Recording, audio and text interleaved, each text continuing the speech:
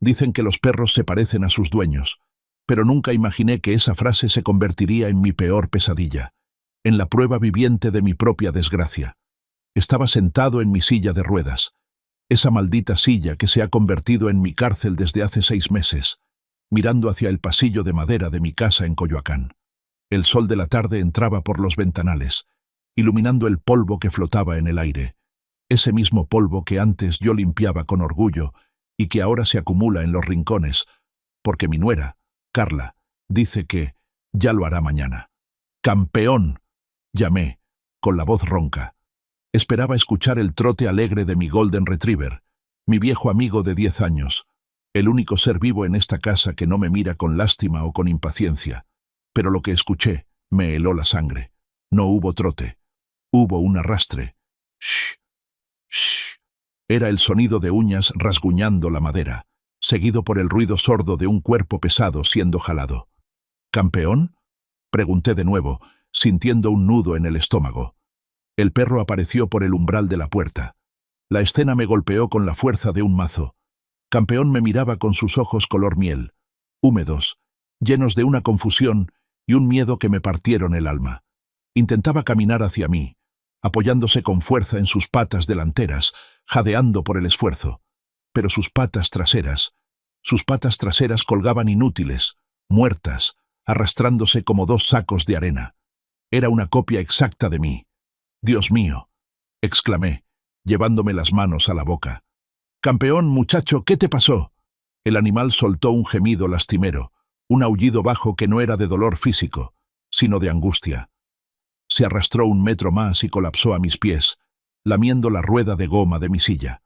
Mi mente, que últimamente se sentía nublada y lenta, como si estuviera nadando en jarabe espeso, de repente tuvo un chispazo de claridad, un recuerdo de hace apenas 2 horas. Mis manos, mis malditas manos temblorosas.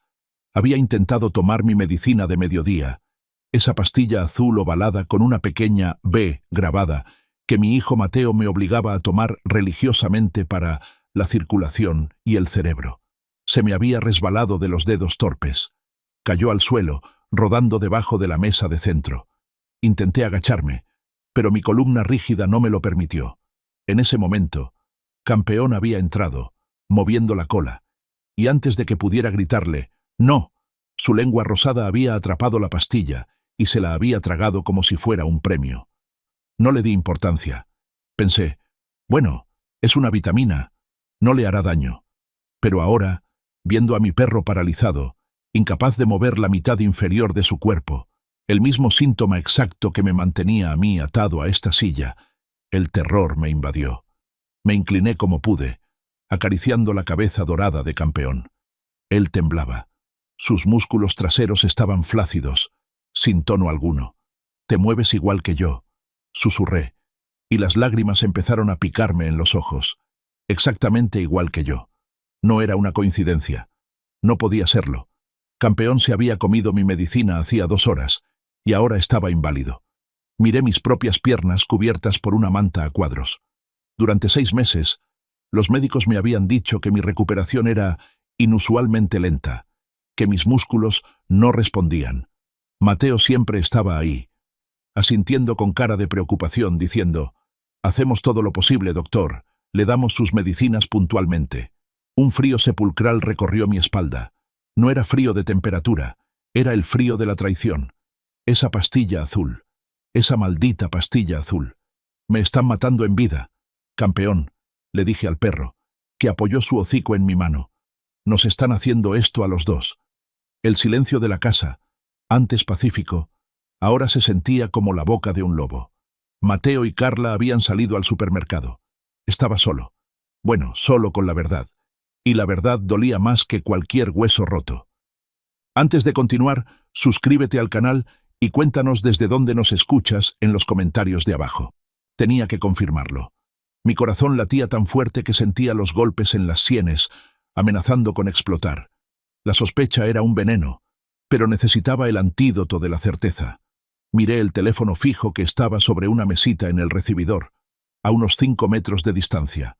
5 metros. Antes, esa distancia la cubría en 2 zancadas. Ahora, era un océano. Tengo que llegar. Por ti, amigo, le dije a Campeón. Giré las ruedas de mi silla. Mis brazos, antes fuertes por décadas de levantar bultos de cemento y pegar ladrillos, ahora se sentían débiles, atrofiados. Pero la rabia es un combustible poderoso. Empujé con furia. 1, 2, 3. Llegué a la mesita, con manos que temblaban no por la enfermedad, sino por la adrenalina. Descolgué el auricular. Marqué el número de memoria. Era el único número que mi cerebro, supuestamente dañado, recordaba con claridad. Clínica Veterinaria San Francisco. Buenas tardes, contestó una voz familiar. Pablo. Mi voz salió estrangulada, casi un sollozo. ¿Rogelio? La voz al otro lado cambió de tono instantáneamente. ¿Qué pasa, hombre? Te oyes fatal. ¿Te caíste otra vez? ¿Llamo a Mateo? No, grité, y me sorprendí de mi propia fuerza. No llames a nadie. Escúchame bien, Pablo. Necesito tu ayuda profesional. Es urgente. Dime, ¿qué sucede? Respiré hondo, tratando de ordenar las ideas en mi cabeza que daba vueltas. Es Campeón. Hace 2 horas, por accidente, se comió una de mis pastillas, y ahora no puede caminar. Arrastra las patas traseras, Pablo. Está paralizado de la cintura para abajo, igual que yo. Hubo un silencio al otro lado de la línea. Solo escuchaba la respiración agitada de mi amigo. Descríbeme la pastilla, Rogelio, dijo Pablo, con voz tensa, muy seria. Detalle por detalle. Es azul, ovalada. Un azul intenso, no celeste, y tiene una B, grabada en una de las caras, y una ranura en medio. Escuché el sonido de teclas de computadora siendo golpeadas frenéticamente.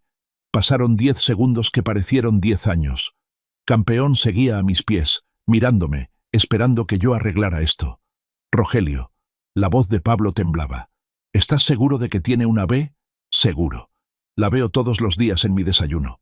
¡Hijos de la gran puta!, estalló Pablo. Jamás había escuchado a ese hombre tan educado decir una grosería. Rogelio, escúchame bien. Esa no es vitamina, ni medicina para la circulación. Esa pastilla es RelaxVet Plus. ¿Relax? ¿Qué? Es un relajante muscular de potencia veterinaria. Lo usamos para sedar a perros de raza gigante, como gran daneses o mastines, o incluso potros, antes de una cirugía mayor. Bloquea las señales nerviosas a los músculos. Sentí que el suelo se abría bajo mi silla. ¿Es para perros? Es para bestias, Rogelio, gritó Pablo. Si un perro viejo como Campeón se toma una entera, le paraliza el tren posterior temporalmente. Pero si un ser humano la toma diario... Rogelio, eso causa atrofia muscular progresiva. Te están manteniendo inválido químicamente. Tus piernas no sirven no porque estén rotas, sino porque están drogadas. Se me cayó el auricular de la mano. Quedó colgando del cable, balanceándose como un péndulo. ¿Rogelio? ¡Rogelio, contesta!, gritaba la voz de Pablo desde el auricular colgante. Lo recogí lentamente. Mis ojos se llenaron de lágrimas, pero no eran de tristeza. Eran lágrimas de fuego. Estoy aquí, Pablo. Voy para allá ahora mismo. Voy con la policía. Esto es intento de homicidio. No, lo detuve en seco. No vengas, todavía no. ¿Estás loco? Te están envenenando. Es tu hijo, Rogelio. Tu propio hijo. Lo sé, dije, y mi voz sonó tan fría que no la reconocí. Por eso mismo no puedes venir. Si vienes ahora dirán que fue un error, que se confundieron de frasco.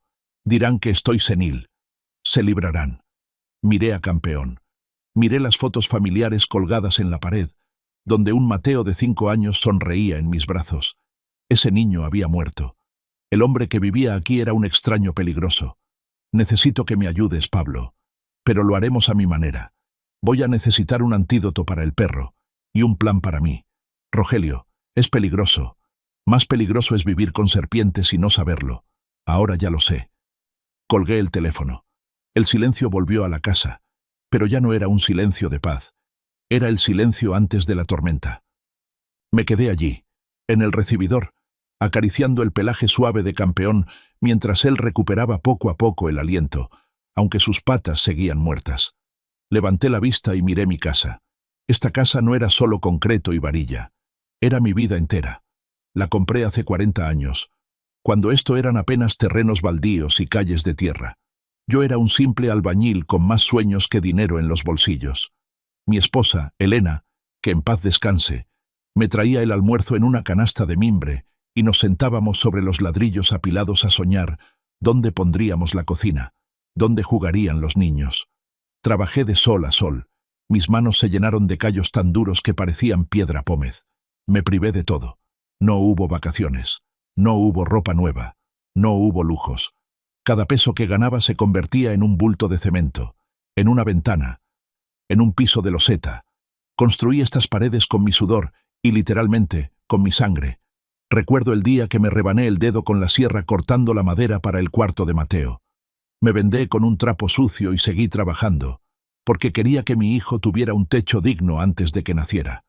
Y ahora, ese mismo hijo, el niño por el que me partí el lomo, me estaba dando medicina de perros para dejarme postrado. ¿Por qué? La respuesta era tan obvia que me dolía admitirla.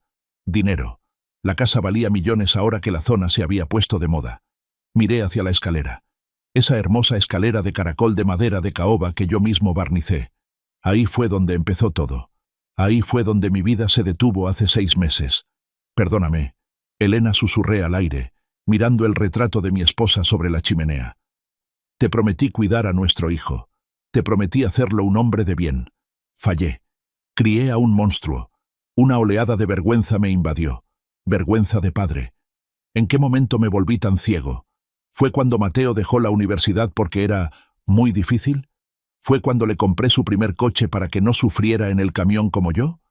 ¿O fue cuando trajo a Carla a casa, esa mujer de sonrisa afilada que nunca movía un dedo para ayudar? Les di todo. Y su pago fue convertirme en un mueble más, un estorbo que hay que sedar para que no moleste mientras esperan a que me muera para vender mi esfuerzo. Sentí que algo cambiaba dentro de mí. El viejo Rogelio, el padre amoroso y sacrificado, murió en ese instante junto con la inocencia de campeón. Apreté los puños sobre los reposabrazos de la silla. Sentí una punzada de dolor en los nudillos. Pero me gustó. El dolor me recordaba que estaba vivo. Me quieren quitar la casa, ¿verdad? Le dije a la sombra de mi hijo que vivía en mi mente. Pues van a tener que derrumbarme primero. Y te aviso, Mateo. Yo estoy hecho de concreto armado. Miré a campeón, que me devolvió la mirada con adoración incondicional. Tú eres mi único amigo leal, campeón. Te juro por mis manos de obrero que vamos a caminar de nuevo. Los dos. Y ellos van a desear no haber nacido. Escuché el motor del coche de Mateo acercándose a la cochera. El rugido del motor era como el aviso de llegada de los buitres. Sécate las lágrimas, viejo, me ordené a mí mismo. A partir de hoy, empieza la guerra. Y en la guerra, el que tiene piedad, muere. El sonido de la llave girando en la cerradura me hizo reaccionar. Rápidamente, con un esfuerzo sobrehumano, empujé a campeón, arrastrándolo suavemente hasta su cama que estaba debajo de la escalera, para que no lo vieran de inmediato. «Quédate ahí», quieto, le ordené. El pobre animal, agotado por el efecto de la droga, cerró los ojos y se dejó caer. Volví a mi posición frente a la ventana, adoptando mi pose habitual. Hombros caídos, mirada perdida, boca semiabierta. La pose del viejo inútil que ellos querían ver. Pero mientras esperaba que entraran, mi mente viajó 6 meses atrás, a la noche del accidente. Siempre creí que había sido mi culpa, que mis piernas viejas habían fallado, que pisé mal. Pero ahora, con la venda de los ojos caída, los recuerdos volvieron con una claridad brutal, lavados de la niebla de la duda. Era una noche de tormenta. Se había ido la luz. Yo bajaba a buscar una vela. «Papá, cuidado, está oscuro», había gritado Mateo desde abajo. Recuerdo haber puesto el pie en el primer escalón. Estaba húmedo. No húmedo. Estaba grasoso. Resbalé. Mi cuerpo voló en el aire. El golpe contra la madera fue seco, brutal. Rodé, golpeándome las costillas, la cadera, la cabeza. El dolor fue una explosión blanca que me cegó. Terminé al pie de la escalera, con las piernas dobladas en un ángulo antinatural. «¡Ah!», grité, un aullido de animal herido. «¡Mateo! ¡Ayuda!». Y aquí viene el recuerdo que yo había reprimido, el recuerdo que mi cerebro de padre se negaba a aceptar. Mateo no corrió hacia mí. La luz de un relámpago iluminó la sala por un segundo. Y lo vi. Mateo estaba de pie, a 2 metros de mí. No tenía cara de horror. No tenía cara de preocupación. Tenía una botella de limpiador industrial en la mano, de esos que se usan para talleres mecánicos. Y en su rostro, había una extraña calma, una curiosidad morbosa. Me miró retorcerse de dolor. Me miró intentar mover las piernas y gritar de pánico al no sentirlas. «Papá», dijo, pero no se movió. «Hijo, por favor, no siento las piernas», supliqué, estirando mi mano hacia él. Mateo dio un paso atrás. Miró el reloj en su muñeca. Esperó. 1 minuto. 2 minutos. Yo lloraba, clamando a Dios y a mi hijo. Él solo observaba, como quien mira un insecto aplastado. «Ya está hecho», susurró para sí mismo. Lo escuché. Juro que lo escuché. Solo entonces, cuando estuvo seguro de que el daño era irreversible, soltó la botella. Se despeinó el cabello a propósito y empezó a gritar con una actuación digna de un Oscar. «¡Papá! ¡Papá! ¡Dios mío! ¡Carla, despierta! Mi papá se cayó». El recuerdo me golpeó ahora con más fuerza que la caída misma. No fue un accidente. Fue un intento de ejecución. Mi propio hijo había encerado la escalera con aceite industrial y había esperado a que yo bajara. Quería matarme. Y como no morí, decidió terminar el trabajo lentamente con pastillas para perros. La puerta de la entrada se abrió. «Ya llegamos, suegrito». La voz chillona de Carla rompió mis pensamientos. Mateo entró detrás de ella, cargando bolsas de compras. Me miró con esa misma sonrisa falsa que ha usado los últimos 6 meses. «¿Cómo estás, campeón?», me dijo. Sentí náuseas. Llamaba campeón a su víctima, mientras mi verdadero campeón yacía drogado bajo la escalera por su culpa. «Bien, hijo», dije, y me sorprendí de lo firme que sonó mi voz interior, aunque mis labios pronunciaron las palabras con la debilidad fingida. Aquí esperándolos, esperando el momento de aplastarlos, pensé. La rutina comenzó, tan predecible y repugnante como siempre. Carla se acercó, dejando las bolsas en la mesa. Traía un perfume barato y dulce que me mareaba. «Ay, don Rogelio, hace un calor del demonio afuera. Qué bueno que usted está aquí fresquito sin hacer nada», dijo, con ese tono pasivo-agresivo que disfrazaba de amabilidad. Me tocó la mejilla con sus manos frías. Me dieron ganas de morderla. «¿Y campeón?», preguntó Mateo, mirando alrededor. «Qué raro que no salga a molestar». Mi corazón dio un vuelco. «Está dormido», dije rápido, haciendo un esfuerzo por babear un poco, para parecer más deteriorado. Creo que está viejo como yo». Mateo soltó una risita seca. «Pues ojalá no dure mucho, porque esa bestia come demasiado y el alimento está carísimo». «No hables así, mi amor», dijo Carla, guiñándole un ojo. «El perro es la única alegría de tu papá. Además, ya pronto no tendremos que preocuparnos por gastos innecesarios». Intercambiaron una mirada cómplice. Sabía lo que significaba. Los gastos innecesarios. Éramos el perro y yo. «Bueno, papito», dijo Carla, sacando un frasco del bolsillo de su delantal. «Hora de su medicina. El doctor dijo que es vital para que no le den trombos en las piernas». Sacó la pastilla azul. La misma maldita pastilla azul con la B. Se acercó a mí como quien se acerca a un niño berrinchudo. «A ver, abra la boquita. Avioncito». La humillación me quemaba las entrañas. Me trataban como a un imbécil, pero sabía que tenía que jugar mi papel. Si me negaba, sospecharían. Si los confrontaba ahora, sin pruebas y sin poder caminar, me matarían esa misma noche. Abrí la boca. Carla puso la pastilla en mi lengua. Sabía amarga, sabía a muerte. Mateo me acercó un vaso de agua. «Tómatela toda, pa. Es por tu bien». Bebí el agua. Hice el gesto de tragar, moviendo exageradamente la nuez de mi garganta, pero con un movimiento que había practicado 1000 veces en mi cabeza, pero nunca me había atrevido a hacer. Deslicé la pastilla con la lengua hacia el hueco debajo de mis molares inferiores izquierdos. «Muy bien. Qué buen chico», dijo Carla, dándome palmaditas en la cabeza. «Gracias, hijos. Bendito sea Dios que los tengo a ustedes», dije. Las palabras me supieron a ácido, pero salieron fluidas. «Descansa un rato, papá. Vamos a cocinar», dijo Mateo. Se fueron a la cocina. Esperé 1 minuto contando los segundos. Cuando escuché el ruido de ollas y sartenes, saqué la pastilla de mi boca y la escupí en el pañuelo que tenía en mi regazo. La envolví con asco y la metí en el fondo de mi bolsillo. Desde la cocina, sus voces llegaban claras. No sabían que mi oído seguía siendo tan fino como cuando escuchaba si una mezcla de cemento estaba aguada solo por el sonido de la pala. «Ya no aguanto más», Mateo decía Carla, susurrando pero con furia. «El viejo sigue muy lúcido. Esa medicina es lenta. Cálmate, mujer. Pablo me dijo que es acumulativo. En unas semanas sus riñones van a empezar a fallar. Parecerá natural». «No tenemos semanas», siseó ella. «Llamaron del banco hoy. Si no pagamos los intereses de tu deuda de juego antes del viernes, van a venir a embargar. Y si se enteran que ya no tienes tu casa, van a venir por las rodillas». «Ya lo sé», gruñó Mateo. Escuché un golpe en la mesa.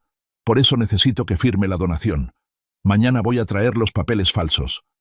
Le diré que el gobierno quiere expropiar. Se lo va a tragar. Confía en mí ciegamente. Más te vale, porque si no firma, yo misma le pongo una almohada en la cara mientras duerme. Ya estoy harta de limpiarle el culo a un cadáver viviente». Me quedé petrificado en mi silla. Deudas de juego. Había perdido su casa. Querían la mía. Y si no la conseguían, me asesinarían. Mi propia sangre. Miré hacia mi bolsillo, donde yacía la pastilla venenosa. Miré hacia donde dormía Campeón. «Está bien, hijos», susurré en la penumbra de la sala, y una sonrisa torcida, peligrosa, se dibujó en mi rostro por primera vez en meses. «¿Quieren jugar? Vamos a jugar. Pero les advierto, el viejo Rogelio construyó esta casa, y el viejo Rogelio será quien decida quién sale de ella caminando y quién sale con los pies por delante». Levanté levemente el pie derecho. Solo 1 milímetro. Dolía como si me clavaran agujas hirviendo, pero se movió. 1 conté. Mañana empezaría mi entrenamiento. Iba a recuperar mis piernas. Iba a recuperar mi vida. Y voy a cazar a los traidores bajo mi propio techo. La codicia es un animal hambriento, pero la desesperación es una bestia ciega. Y mi hijo Mateo estaba desesperado. En los días siguientes al descubrimiento de las pastillas, me dediqué a observar. Antes, mi mirada de padre veía lo que quería ver, un hijo trabajador, estresado por la vida moderna. Ahora, mis ojos de juez veían la realidad desnuda. Mateo ya no iba a la constructora.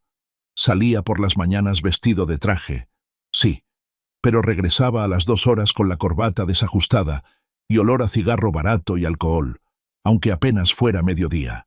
Se encerraba en el despacho, mi antiguo despacho, y escuchaba sus gritos ahogados a través del teléfono. «Ya te dije que voy a pagar. Dame una semana más, cabrón». Le escuché rugir una tarde. Luego estaba el dinero. O mejor dicho, la falta de él. La comida en casa cambió. Para ellos, pedían Uber Eats de restaurantes caros. Sushi, cortes argentinos, pastas italianas. Para mí y para Carla había arroz aguado y frijoles de lata. «El doctor dice que el abuelo necesita una dieta blanda», decía Carla, mientras se metía un rollo de salmón a la boca frente a mí. Pero lo que terminó de romperme el corazón fue el reloj. Era un Longines de oro, una reliquia que mi padre me heredó y que yo guardaba para dárselo a Mateo el día que naciera su primer hijo. Estaba en mi mesa de noche. Un martes por la mañana desapareció. Esperé a la hora de la comida para preguntar. «Hijo», dije, fingiendo buscar en la mesa con manos temblorosas. «Mi reloj. El de tu abuelo. No lo encuentro.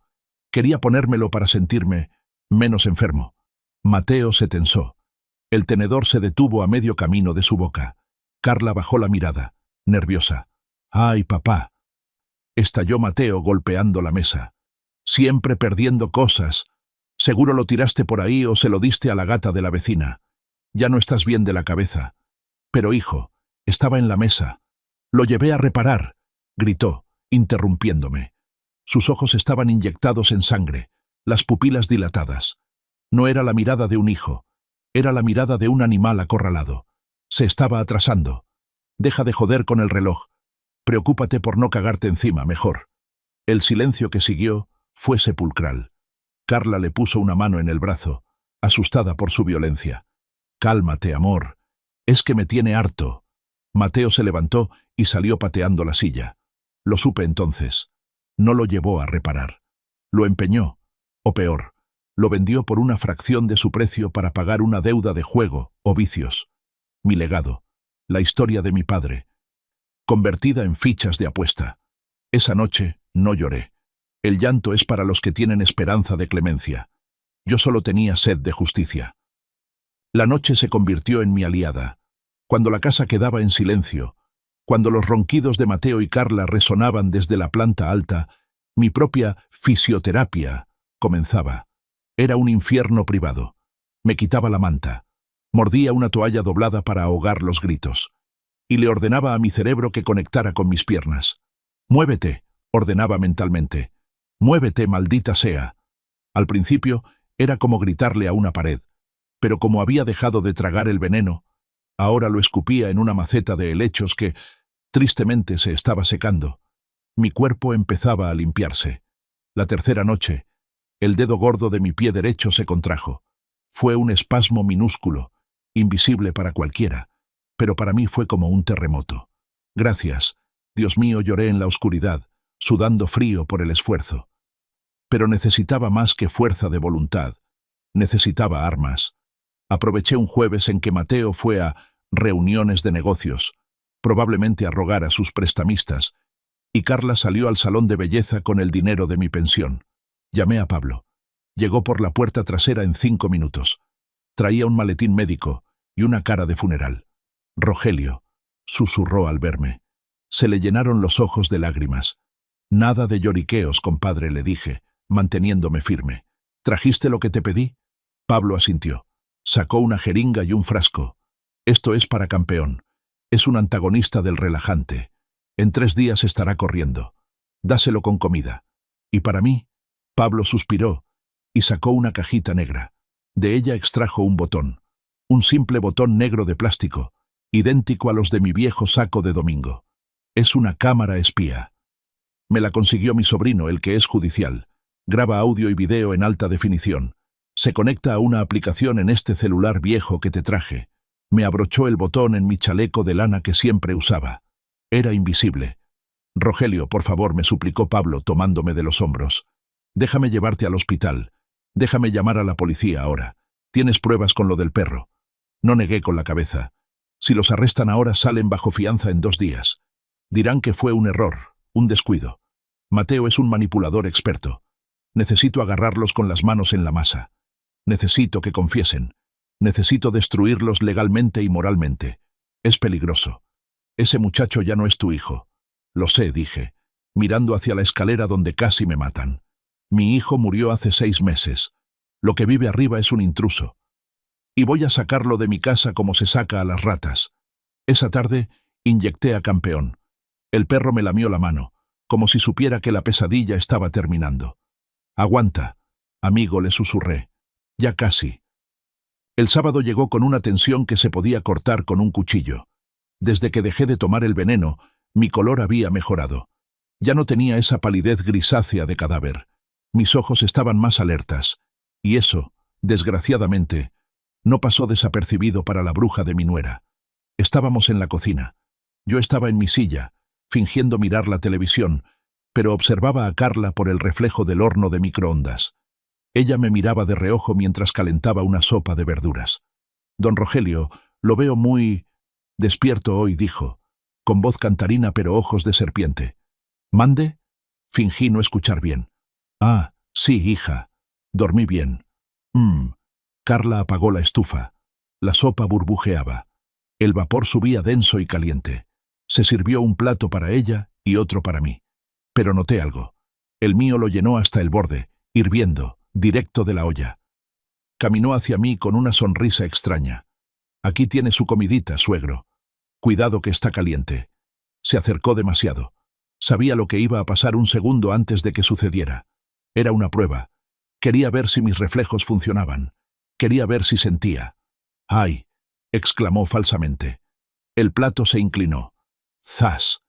El líquido hirviendo, espeso y aceitoso, cayó directamente sobre mi muslo derecho, justo encima de la tela delgada de mi pantalón de pijama.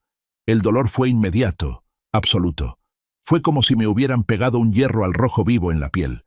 Mi cerebro gritó: «¡Salta! ¡Grita! ¡Quítate el pantalón!». Cada nervio de mi cuerpo pidió a gritos reaccionar. El instinto de supervivencia quería hacerme levantar de la silla. pero mi odio fue más fuerte que mi instinto. Me quedé inmóvil.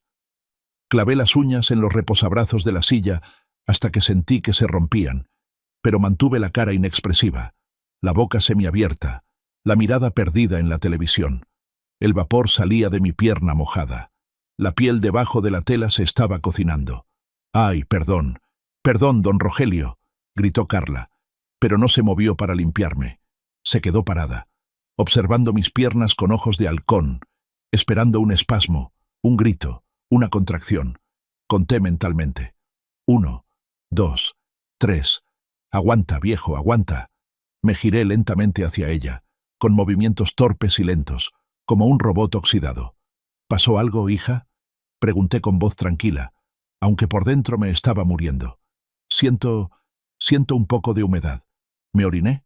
Carla me miró, atónita. Miró mi pierna humeante y luego a mi cara plácida. Suspiró, decepcionada y aliviada a la vez. «No, suegro. Se me cayó la sopa. Pero veo que de verdad no siente nada. Ni siquiera le dolió». «¿Estaba caliente?», pregunté inocentemente. «Hirviendo, Rogelio. Hirviendo». «Ah, pues no. No sentí nada. Qué triste es ser un mueble, ¿verdad, hija?». Carla soltó una risa nerviosa y fue por un trapo. «Ay, suegrito. A veces pienso que usted nos entiende más de lo que parece, pero luego veo estas cosas y... Bueno, déjeme cambiarle el pantalón». Esa noche, encerrado en mi baño con llave, me quité el pantalón pegado a la piel. Tenía una ampolla enorme, roja y purulenta, del tamaño de mi mano. Lloré en silencio mientras me aplicaba la pomada para quemaduras que Pablo me había dejado. Esa cicatriz sería mi recordatorio. Si pude aguantar el fuego, podía aguantar cualquier cosa. Ya no tenían poder sobre mí. 3 días después de la quemadura, obtuve la prueba definitiva, la que convertiría mi defensa en un ataque mortal. Mateo llegó más temprano de lo habitual. Estaba frenético. Su camisa estaba empapada en sudor y tenía los ojos desorbitados. Entró a la cocina arrastrando a Carla. Yo estaba en la sala, aparentemente dormido en mi silla, con la cabeza caída sobre el pecho. Pero mi botón estaba encendido, y mi celular, escondido bajo el cojín, transmitía todo a la nube. «Se acabó el tiempo, Carla», siseó Mateo. Su voz temblaba de pánico. «El tipo vino a la oficina. Me mostró fotos de ustedes, de ti saliendo del súper, de papá en la silla. Dijo que si no pago los 2 millones para el viernes, va a empezar a cobrarse en carne». «Dios mío, Mateo», sollozó Carla. «¿Qué hacemos? El viejo no se muere. Ese maldito viejo tiene salud de hierro». «Ya no podemos esperar a que la naturaleza haga su trabajo», dijo Mateo. Hubo un silencio, y luego el sonido de cajones abriéndose. «¿Dónde está el relax bed?». «Aquí, en la alacena». «Pero Mateo, el doctor Pablo dijo que la dosis actual ya es máxima. Si le damos más, le puede dar un paro respiratorio. Se le pueden colapsar los pulmones». Mi corazón se detuvo un instante. Esperé. Esperé con toda mi alma que mi hijo, el niño al que enseñé a andar en bicicleta, el niño al que cuidé cuando tuvo varicela, dijera: «No, no podemos matarlo». La voz de Mateo sonó fría, metálica, desprovista de humanidad. «Me vale madre si se muere», gritó, golpeando la encimera. «Es más, si se muere hoy, mejor. Si se muere, heredo automáticamente como hijo único. Nos ahorramos el notario, nos ahorramos la farsa. Pero, ¿y si nos descubren? Sería homicidio». «No lo van a descubrir. Es un viejo paralítico con el corazón débil. Nadie va a hacer una autopsia. Dale doble dosis hoy en la cena. O triple. Necesito que firme mañana los papeles de la donación o que amanezca frío. Tú eliges, Carla. ¿Quieres que nos maten los narcos o prefieres matar al viejo tú misma?» Escuché el llanto de Carla y luego un murmullo. «Está bien. Doble dosis esta noche». «Bien. Y mañana traigo los papeles. Le voy a decir que es para proteger la casa. Se lo va a creer. Siempre ha sido un imbécil que cree en la bondad de la gente». Ahí estaba. La confesión. En la sala abrí los ojos. Ya no había lágrimas. Ya no había dolor. Solo había una claridad cristalina. Mi hijo había firmado mi sentencia de muerte. Y al hacerlo, había firmado la suya. Esa noche, cuando me trajeron la cena especial, cargada de veneno, la acepté con una sonrisa. Y como siempre, la pastilla terminó en la maceta. Pero esta vez acaricié el botón de mi chaleco. Ya te tengo, hijo de la chingada. Ya te tengo. A la mañana siguiente, Mateo puso en marcha su obra de teatro final. Entró a la sala con un traje impecable, pero con la cara desencajada, fingiendo una tristeza infinita. Traía una carpeta de piel bajo el brazo. Se arrodilló junto a mi silla de ruedas. Me tomó las manos.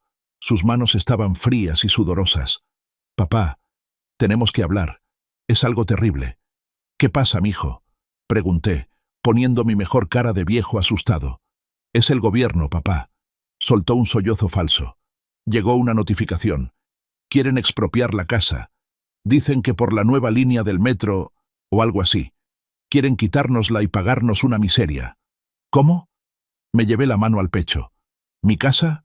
¿Mi esfuerzo de toda la vida? Sí, pa. Estoy desesperado. Fui con abogados, moví cielo y tierra. Me dicen que la única forma de salvarla es que la casa no esté a nombre de una persona de la tercera edad, porque la ley es confusa. Se inventaba las mentiras sobre la marcha, atropellándose. Dicen que si la pasas a mi nombre, como una donación en vida, yo puedo ampararme. Yo puedo salvar nuestro hogar. Me miró con esos ojos que antes yo adoraba. Tienes que firmar, papá. Es solo un trámite. Tú seguirás siendo el dueño moral, te lo juro. Te lo juro por la memoria de mi santa madre. Mencionar a su madre. Eso fue la gota que derramó el vaso. Juraba por la mujer que dio la vida por él para estafarla. Fingí dudar. Fingí temblar. Tengo miedo, Mateo. ¿Y si me echan? Jamás, papá. Yo te cuidaré hasta el último día. Firma aquí. Sacó unos documentos. Eran falsos, burdos, pero suficientes para engañar a un anciano senil. Lo miré fijamente. Está bien, hijo. Firmo. Los ojos de Mateo brillaron con codicia pura. Sacó una pluma de oro, probablemente comprada con el dinero de mi reloj. Pero lo detuve, levantando un dedo. Tengo una condición. Mateo se congeló.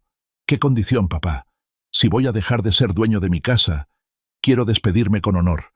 Quiero que todos sepan que mi hijo es un hombre bueno que me está salvando. ¿A qué te refieres? Quiero una fiesta, dije, sonriendo como un niño. Quiero celebrar mi cumpleaños adelantado. Quiero mariachis. Quiero carne asada. Quiero que invites a todos los vecinos, a mis compadres del dominó. Y quiero que venga el notario Ramírez. Mateo palideció. ¿El notario Ramírez? Papá, él ya está muy viejo. Yo tengo un notario más moderno. No, no. Ramírez es mi amigo. Si no es con Ramírez y con fiesta, no firmo. Quiero que sea público. Quiero que me aplaudan por tener un hijo tan noble. Mateo intercambió una mirada con Carla, que estaba escuchando en la puerta. Vi cómo hacían cálculos mentales. Una fiesta era riesgosa, pero si eso hacía que yo firmara rápido... Está bien, papá, dijo Mateo, forzando una sonrisa. Tendrás tu fiesta. Mañana mismo. Será la mejor despedida. Digo, celebración, de tu vida. Gracias, hijo, le apreté la mano con un poco más de fuerza de la habitual. Sí, será una despedida, Mateo. Pero no la mía. Cuando salieron de la habitación para organizar todo, y probablemente para reírse de mi estupidez, saqué el celular escondido. Marqué a Pablo. Pablo, es mañana. Prepara todo. Dile a Ramírez que traiga la carpeta especial. Y avisa a tu sobrino el policía. ¿Estás listo, Rogelio? Miré mis piernas. Hice fuerza. Mi pie derecho se levantó 5 centímetros del posapiés. Luego el izquierdo. Dolía, sí. Pero era un dolor dulce. Estoy listo, dije. Mañana se cae el teatro. La casa olía a triunfo prematuro. Desde que acepté firmar la donación, el ambiente había cambiado radicalmente. El miedo y la tensión en los rostros de Mateo y Carla se habían transformado en una euforia mal disimulada. Mateo andaba por la casa silbando. Sí, silbando. El mismo hombre que hace 2 días gritaba que quería verme muerto, ahora me traía un vaso de jugo de naranja recién exprimido. Tómatelo, papá. Necesitas vitaminas para la fiesta de mañana. Va a ser un día grande. Lo miré a los ojos mientras tomaba el vaso. Sus pupilas brillaban con el reflejo del dinero que creía que ya tenía en la bolsa. Gracias, hijo. Estoy nervioso.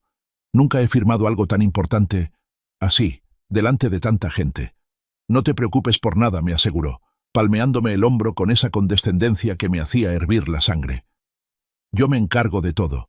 Ya contraté a los mariachis, pedí carnitas de El Michoacano y avisé a todos los vecinos. Hasta invité a doña Lupe, la chismosa de la esquina. Quiero que todo el mundo sea testigo de tu generosidad. ¿Y del notario Ramírez? ¿Le avisaste? Pregunté, bajando la vista para ocultar la astucia en mis ojos. Mateo torció el gesto un segundo, pero se recuperó rápido. Sí, papá, aunque insistió mucho en revisar los papeles antes. Es un viejo mañoso, igual que tú. Digo, igual de precavido que tú. Pero ya está todo arreglado. Mentía. Sabía que mentía. Seguramente planeaba presentarme unos papeles falsos y esperar que Ramírez, por ser mi amigo, no hiciera un escándalo en público. O quizás pensaba emborrachar al notario. Pobre iluso. No sabía que Ramírez y yo habíamos jugado ajedrez juntos durante 20 años. Sabíamos planear una estrategia a 10 jugadas de distancia. Me alegra, hijo. Quiero irme de este mundo. O bueno, a mi retiro, con la conciencia tranquila, sabiendo que la casa queda en buenas manos. Las mejores manos, papá. Las mejores. Esa tarde, vi a Carla midiendo las cortinas de la sala. ¿Qué haces, hija?, le pregunté. Ella se sobresaltó, como si la hubiera pillado robando. Nada, suegro. Solo viendo si necesitan lavarse. Pero yo sabía la verdad. Estaba midiendo para comprar unas nuevas. En su mente, yo ya estaba en un asilo público oliendo a orina, y ella estaba redecorando su nueva mansión. «Qué bueno que eres tan hacendosa», dije con una sonrisa gélida. «Esta casa necesita un cambio. A veces, lo viejo tiene que derrumbarse para que salga la verdad a la luz». Ella me miró raro, sin entender el doble sentido. «Sí, don Rogelio. Lo viejo estorba. Disfruta tu cortina imaginaria, bruja», pensé. «Porque mañana, la única tela que vas a ver será la de un uniforme a rayas». Necesitaba un último movimiento, el más arriesgado. La única persona en esa casa que no tenía el alma podrida era María, la muchacha que venía 3 veces por semana a limpiar. Era una mujer indígena, bajita, fuerte, de pocas palabras y mirada triste. Mateo y Carla la trataban peor que al perro. Le gritaban, le pagaban tarde y la humillaban por su español tropezado. Ese viernes por la mañana, mientras Mateo iba a recoger los trajes a la tintorería y Carla estaba en la peluquería, preparándose para su gran día, llamé a María. «María, ven acá, por favor». Ella se acercó secándose las manos en el delantal, con miedo. Siempre tenía miedo de que la regañaran. «¿Qué necesita, patrón? ¿Agua? ¿Ir al baño?» «No, hija. Necesito tus manos y tu silencio. Cierra la puerta». María obedeció, extrañada. Me miró con esos ojos oscuros e inteligentes. «María, escúchame bien. Sé que te deben 2 quincenas. Sé que Mateo te grita. Y sé que tú sabes que algo no está bien en esta casa». Ella bajó la cabeza, apretando el trapo entre sus dedos. «Yo no me meto en problemas, don Rogelio. Necesito el trabajo. Lo sé. Y por eso te voy a dar esto». Con manos temblorosas, busqué en el dobladillo de mi pantalón, donde había descosido un pequeño hueco. Saqué lo último de valor que me quedaba. Lo único que Mateo no había podido robar, porque siempre lo llevé cosido a mi ropa desde que enfermé. El anillo de compromiso de mi difunta esposa. Un diamante pequeño pero puro, montado en oro viejo. María abrió los ojos como platos. «Patrón, eso es. Vale mucho dinero, María. Lo suficiente para que no tengas que aguantar los gritos de nadie por un buen tiempo. Es tuyo». «No, patrón. Yo no puedo». «Eso es robar. No es robar si es un pago. Un pago por un servicio especial». Le tendí un sobre grueso, sellado con cinta adhesiva. Dentro estaba la carta que había escrito con mi letra temblorosa, y lo más importante, el informe toxicológico que Pablo me había traído en secreto, confirmando el veneno en mi sangre y en la de Campeón. «Toma este anillo y este sobre. Escóndelos en tu pecho. Cuando salgas hoy, no te vayas a tu casa. Ve directo a la oficina del licenciado Ramírez, el notario. Tú sabes dónde es, frente a la plaza. Dáselo en su propia mano. A nadie más. Y dile, Rogelio dice que es la hora». María dudó. Miró hacia la puerta, aterrorizada de que llegaran los monstruos. «Si ellos se enteran, me matan. Si no lo haces, me matan a mí, María. Y luego seguirán con el perro. Y quién sabe, los testigos estorban». Esa frase la golpeó. Ella quería a Campeón. A veces la veía dándole probaditas de su comida a escondidas. Tomó el anillo y el sobre con decisión repentina. Sus manos ásperas apretaron las mías, que estaban huesudas y frías.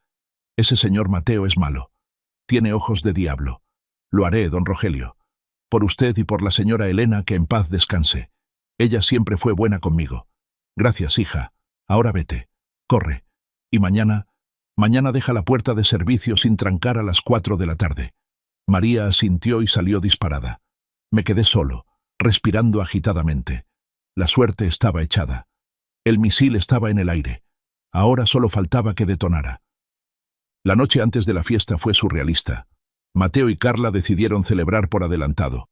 Abrieron una botella de tequila Don Julio 70, seguramente comprada a crédito, y se sentaron en la sala, con la música alta, ignorando por completo que yo estaba ahí, en mi rincón, como un mueble viejo. Estaban borrachos de alcohol y de avaricia. Mañana a esta hora, mi amor, seremos dueños de todo, decía Carla, levantando su copa.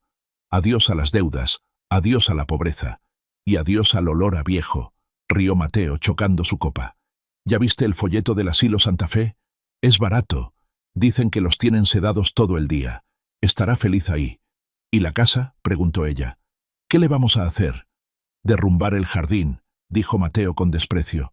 Ese jardín lleno de plantas y hierbas que tanto cuida mi papá. Vamos a poner concreto y hacer un garaje para 3 coches. Y una alberca.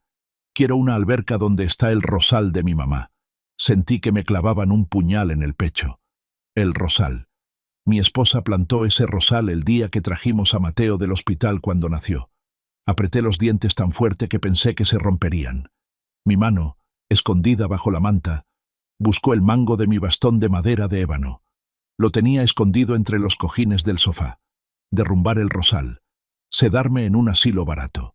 La furia es un analgésico maravilloso. En ese momento no sentí dolor en mis piernas. Solo sentí una corriente eléctrica, caliente y vibrante, que bajaba desde mi cerebro hasta mis talones. Esperé a que subieran a dormir. Se fueron tambaleando, riendo, besándose con esa pasión grotesca de los cómplices de un crimen. Buenas noches, papá. Sueña con los angelitos, porque pronto estarás con ellos, me susurró Mateo al pasar, dándome un beso en la frente que se sintió como el beso de Judas. Cuando escuché el silencio de la casa, me moví, saqué el bastón, me quité la manta. Vamos, Rogelio, una vez más, por el rosal, por Elena. Apoyé el bastón en el suelo, apoyé mis manos en los reposabrazos, inhalé, exhalé, arriba. Mis músculos atrofiados gritaron, mis rodillas temblaron violentamente, amenazando con ceder.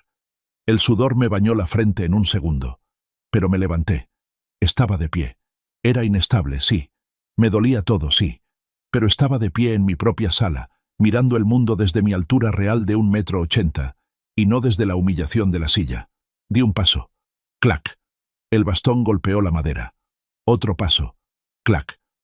Caminé hasta la ventana y miré el jardín iluminado por la luna. El rosal estaba ahí, hermoso, resistente. No te van a tocar, le prometí a la planta. Mañana, la única poda que habrá en esta casa será de las malas hierbas que duermen arriba. Me dejé caer de nuevo en la silla, exhausto pero invencible. Estaba listo. El día llegó con un sol radiante, insultantemente bello para la oscuridad de lo que iba a suceder. Desde temprano, la casa se llenó de actividad. Llegaron las mesas, las sillas, las hieleras con cerveza. El olor a carnitas y chicharrón empezó a inundar el patio. Mateo me vistió. Me puso mi mejor traje, uno gris que usé en su graduación, pero que ahora me quedaba grande porque había perdido 10 kilos. «Te ves guapo», papá me dijo mientras me ajustaba la corbata. Luego, con un movimiento rápido, revisó mis bolsillos. Buscaba pastillas escondidas o teléfonos. No encontró nada.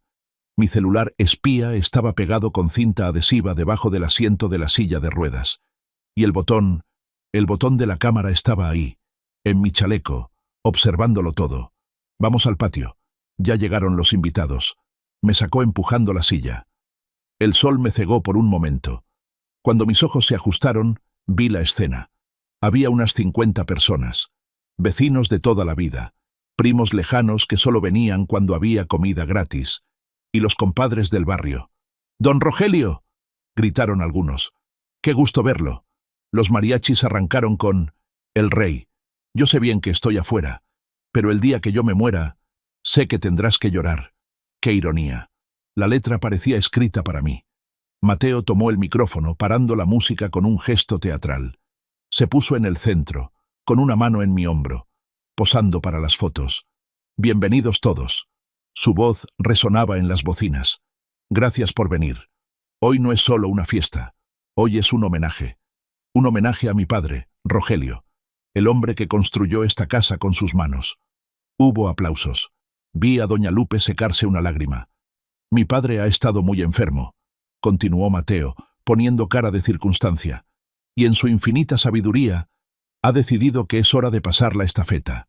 Para proteger el patrimonio de la familia, hoy, frente a todos ustedes, sus seres queridos, va a firmar la donación de la casa a mi nombre». Más aplausos. Escuché murmullos. «¡Qué buen hijo! Mira cómo lo cuida. Pobre don Rogelio, ya se ve muy acabado». Carla estaba a su lado, vestida de seda, sonriendo como una reina de belleza, sirviendo tequila a los invitados para tenerlos contentos y distraídos. Yo sonreía. Una sonrisa fija, rígida. Mi mano derecha acariciaba discretamente el botón de mi chaleco. «Graba esto, Pablo. Graba cada palabra de este hipócrita». De repente se abrió el portón. Entró un hombre alto, canoso, con un traje negro impecable y un maletín de cuero. El notario Ramírez.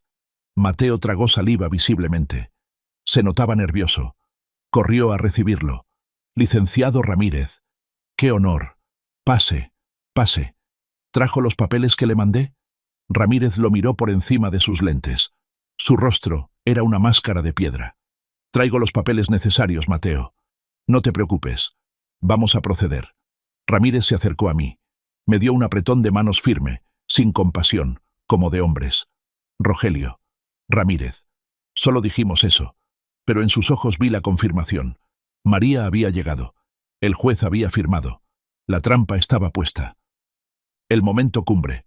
Pusieron una mesa en el centro del jardín, cubierta con un mantel blanco bordado. Parecía un altar. Ramírez sacó una carpeta gruesa y la abrió. La música se detuvo. Los invitados se acercaron, curiosos, formando un semicírculo alrededor de nosotros. El silencio se hizo pesado, solo roto por el sonido del viento en los árboles y algún tintineo de vasos. Mateo puso una pluma Montblanc, seguramente robada también, en mi mano. «Aquí». Papá señaló una línea marcada con una X en el documento. «Solo pon tu nombre, Rogelio Martínez. Y ya está. Nosotros nos encargamos del resto». Sentí el peso de la pluma. Pesaba 1 tonelada. No por el metal, sino por lo que significaba. Esa firma era mi renuncia a la vida, era aceptar que había perdido. Pero yo no iba a firmar eso. Empecé a temblar. Exageré el temblor de mi mano. La pluma bailaba sobre el papel, haciendo garabatos en el aire. «Papá, por favor», susurró Mateo, apretando los dientes, aunque mantenía la sonrisa para el público. «Concéntrate». Carla se acercó por el otro lado, impaciente. «Ay, suegrito, déjeme ayudarle a sostener la mano». Me agarró la muñeca con sus uñas largas, clavándolas en mi piel. Dolía. Quería forzarme a escribir. «Suéltalo», dijo Ramírez, con voz de autoridad. «El testador debe firmar por su propia voluntad y sin coacción física». Carla soltó mi mano como si quemara, retrocediendo con una risita nerviosa. «Perdón, licenciado. Es que... ya sabe, los nervios». Volví a intentarlo. Acerqué la punta de la pluma al papel.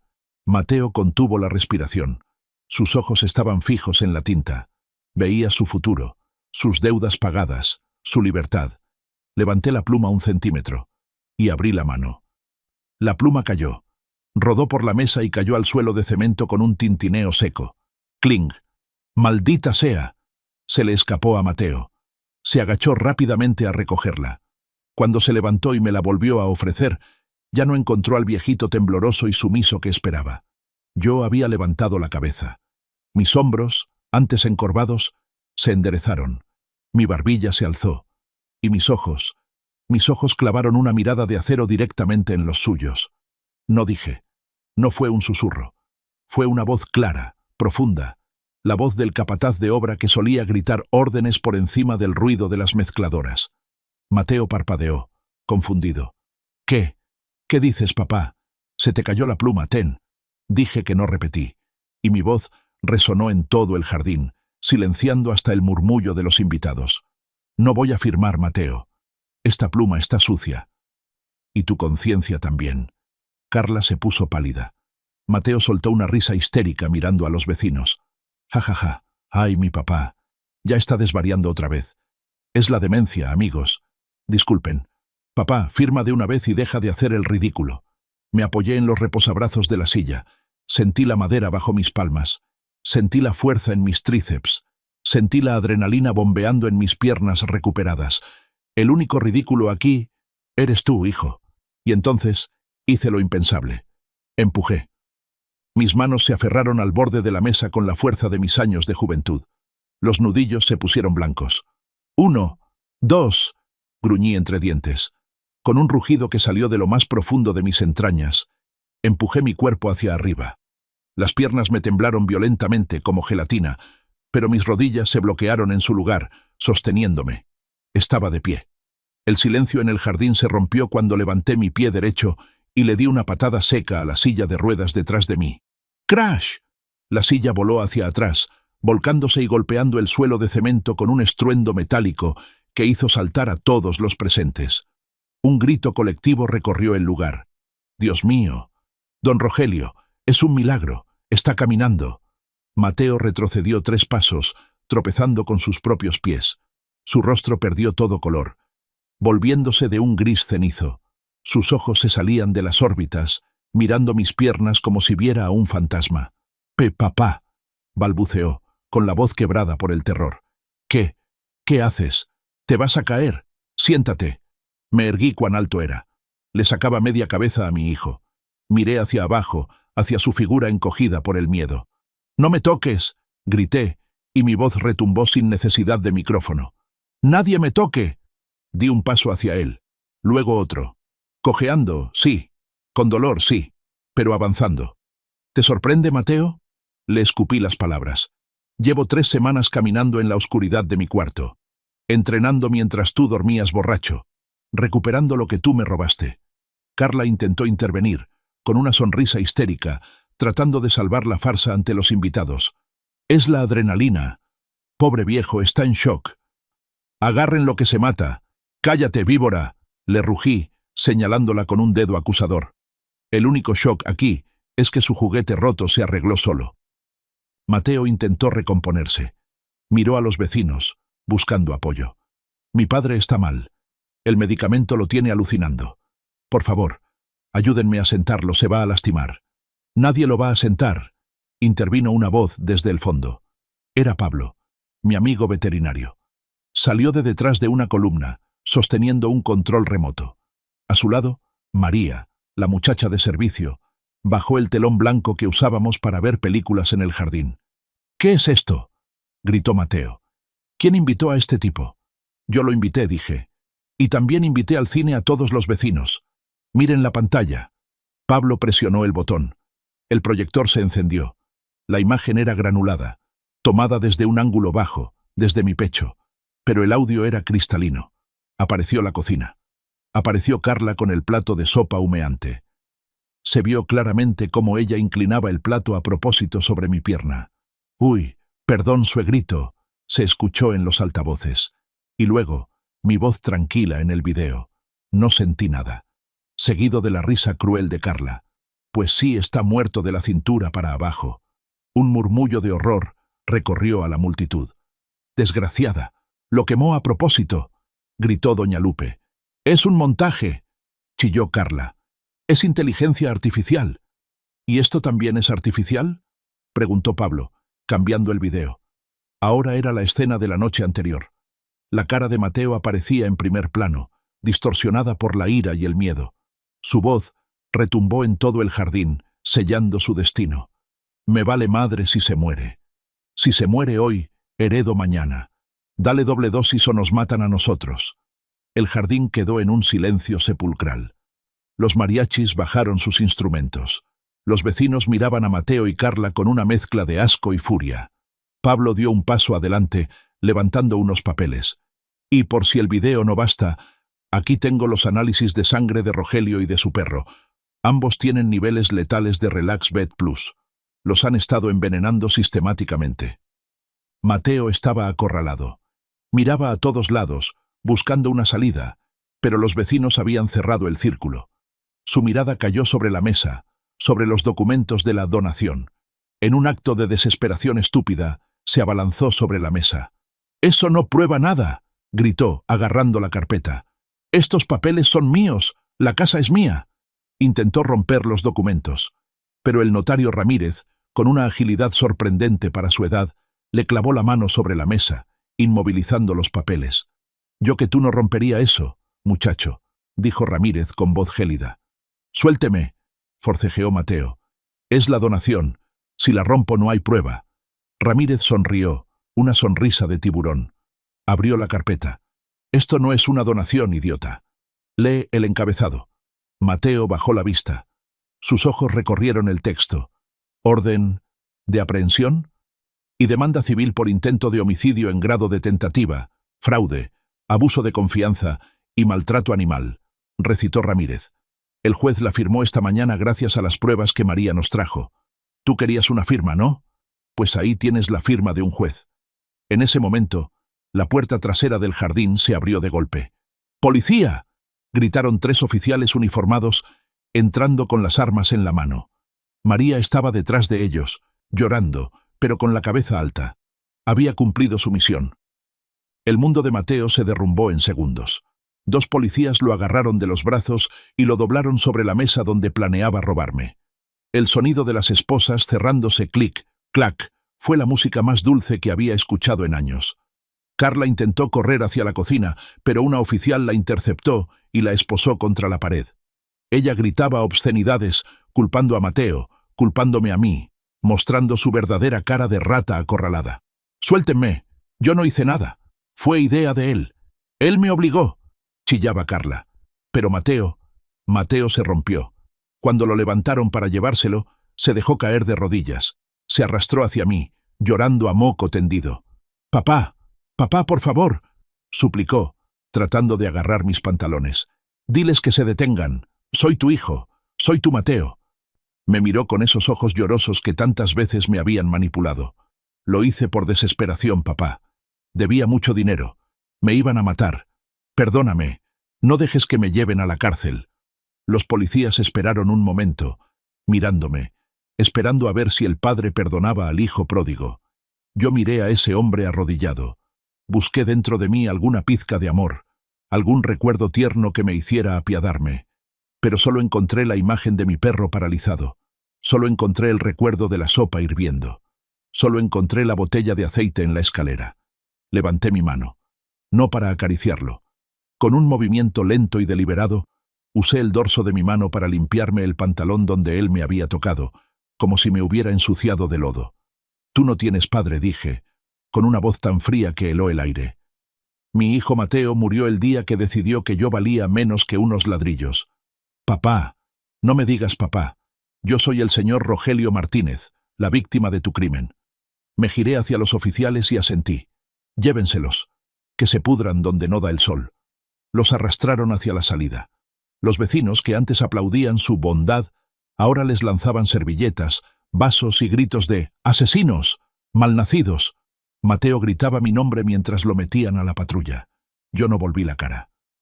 Cayó la tarde. La policía se había ido. Los invitados se habían marchado, murmurando disculpas y felicitaciones incómodas. El jardín estaba hecho un desastre. Sillas tiradas, vasos a medio terminar, el mantel blanco manchado de salsa. Pero había paz. Por primera vez en años, había paz real. Me senté en mi silla de jardín favorita, frente al rosal de Elena. Mis piernas me dolían horrores. El esfuerzo había sido brutal, y seguramente mañana no podría caminar, pero no me importaba. Ya tendría tiempo para sanar. Pablo salió de la casa, trayendo a Campeón en brazos. Puso al perro en el pasto, a mi lado. El animal, todavía débil por el antídoto, levantó la cabeza y me lamió la mano. «Va a estar bien, Rogelio», dijo Pablo, sentándose a mi lado, y sirviendo 2 tequilas de la botella que Mateo había dejado. «Y tú también». «Lo sé», respondí, tomando el vaso. Miré la casa, grande, vacía, silenciosa. Ya no había risas falsas, ni cuchicheos venenosos. «¿Te vas a sentir solo?», preguntó Pablo. Miré a Campeón, que descansaba su cabeza en mis pies, leal hasta la muerte. Pensé en María, a quien pensaba contratar de planta con un sueldo digno a partir de mañana. Levanté mi vaso hacia el portón por donde se habían llevado a mi sangre, a mi error más grande. «Mejor solo que mal acompañado», compadre, dije, y bebí el tequila de un trago. El líquido quemó mi garganta, limpiando el mal sabor de boca. Acaricié las orejas suaves de mi perro y miré al horizonte, donde el sol se ponía sobre Coyoacán. «Dicen que el perro es el mejor amigo del hombre», murmuré, cerrando los ojos. «Hoy aprendí que a veces es el único que merece sentarse a tu mesa. A los traidores. A esos se les pone el bozal y se les encadena». Si esta historia te ha cautivado, dale like al video, suscríbete al canal y comparte tus pensamientos en los comentarios. Para escuchar la siguiente historia, haz clic en el recuadro a la izquierda de la pantalla. Gracias por vernos.